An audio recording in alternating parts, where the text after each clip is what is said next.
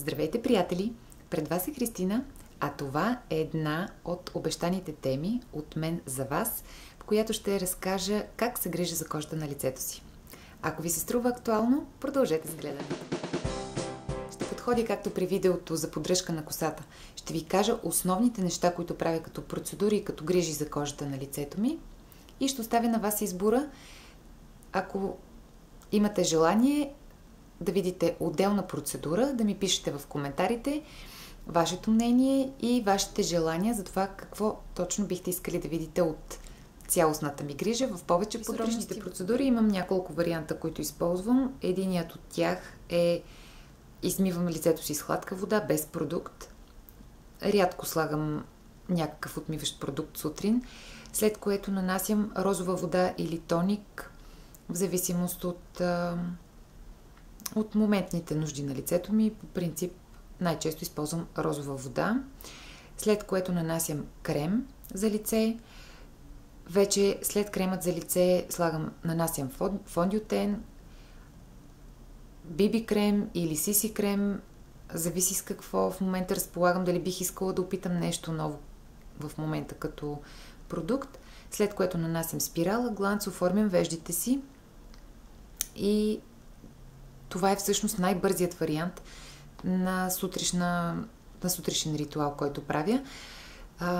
Ако разполагам с малко повече време, използвам да нанеса преди фондиотена някакъв матираща основа или серум, след което нанасям вече очна линия, сенки, руж, прозрачна пудра и други такива разкрасяващи продукти. Третият ми вариант на сутрешно гримиране е когато включвам повече продукти, още повече продукти всъщност. Него използвам при по-специални дни и правя хайлайтване, просветлявам, потъмнявам определени зони на лицето. Маските за лице, които най-често използвам, са с хума, козметични трици, жълтък, белтък. Готовите маски, които са на ДМ, с налагането на еднократна кърпичка на лицето, която после се маха и се изхвърля след употреба. Изключително удобни са, много ги харесвам, има различни видове. Когато имам достатъчно време, си правя и водна баня на лицето. Запарвам лицето с някаква отвара от билка или чай, след което почиствам лицето си и отстранявам комедони, пъпки с изтискване, което по принцип избягвам да го правя често, защото се увличам и нанасям щети на кожата си, които после се оказват проблем в последствие. За ексфолиране на лицето обичам да използвам домашни смеси, като най-често сбърквам захар с някакъв продукт. Общо взето всичко, което... Не всичко, доста неща, които могат да се намерят в хладилника или в домакинството, биха могли да свършат работа за домашни маски, като например мед, кисело мляко, банан, портокал, лимон, лук. Всякакви плодове и зеленчуци биха могли да бъдат в полза на красотата. Около очния контур обичам да използвам употребени пликчета от чай и да ги налагам на лицето, да ги налагам на клепачите си. И другото нещо е, което предполагам всички го знаят, е кръгчета от краставички. Като допълнителен елемент в козметичните процедури обичам да използвам ето тази машинка, която е закупена от Jumbo. За нея разбрах от един от българските влогари и съм много доволна за тази покупка. Това е масажната приставка. Има две степени на управление. Едната е по-бавно въртене, другата е с по-бързо въртене. Като също има още три приставки. Едната е четка, другите две са гъбички. Вечерните ми ритуали включват премахването на околоочния грим с специални тампони, които са за премахване на грим от клепачите. За цялото лице използвам тоалетно мляко или някакъв демакиант. При необходимост измивам с някакъв гел, който е за отстраняване на ежедневните замърсявания и остатъците от грим. След което нанасям розова вода, нощен крем и околоочен крем. Това е. Относно верността към продуктите, рядко използвам един и същи продукт дълго време, не обичам да повтарям покупки, поради проста причина, че предпочитам да експериментирам, да опитам нещо ново. Но има няколко козметични продукта, които абсолютно задължително присъстват в козметичните ми средства.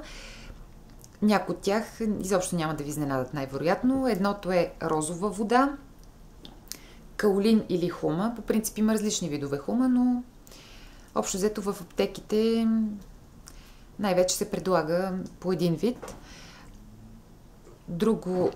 Друго нещо, което използвам от години, това са козметични трици, тоалетни трици.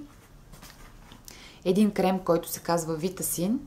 Има регенериращо действие, хидратиращо, справя се с всякакви кожни проблеми, от рода на екземи, изгарения и други типове проблеми, свързани с кожата. Най-добре е, ако го използвате за някакъв проблем, разбира се, да прочетете листовката. Това, което мога да ви кажа за него, е, че в състава си има борова смола, пчелен восък, растителни животински мазнини, билки, изцяло натурален, природен продукт. Невероятен е.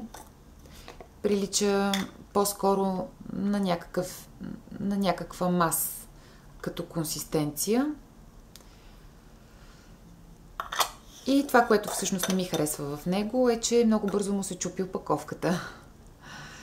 И не на последно място, но сравнително скорошно откритие за мен са еднократните маски от DM.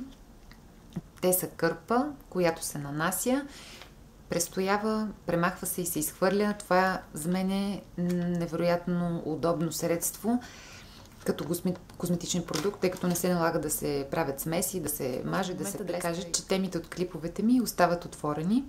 Като това ще рече, че ако науча нещо ново и го приложа, евентуално, ако ми се стори интересно, бих искала да го споделя с вас. Ако нямате нищо против, това приключвам. Като ви моля да ми оставите коментар, да ми покажете дали харесвате такъв тип клипове, да го споделите с приятели, ако прецените, че ще бъде интересно за някого, да се абонирате за канала ми, ако още не сте го направили. И ви благодаря за всяка една минута прекарана с мен. До нови срещи! Чао!